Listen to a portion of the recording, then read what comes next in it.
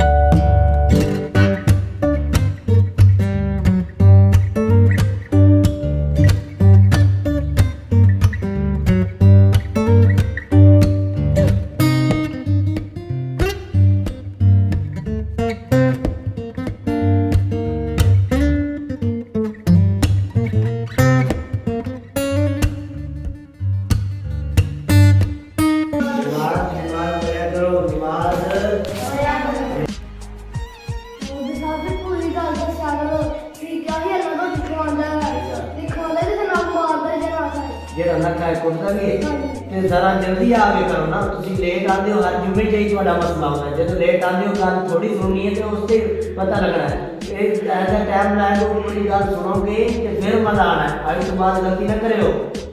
ਅੱਜ ਫਿਰ ਨਿਦਾਰੇ ਆਏ ਨੇ, ਆਇਆ ਮਜ਼ਾ। ਚੱਲ ਫਿਰ ਹੁਣ ਐਂ ਸਟੈਂਡ ਹੋਗਾ ਤੂੰ ਚੋਰਾਂ ਦੇ ਹੱਥੋਂ ਬਹਿ ਜਾ ਉੱਥੇ। ਇਹ ਸਜ਼ਾ ਹੈ ਤੇਰੀ ਲੇਟ ਆਉਣ ਦੀ।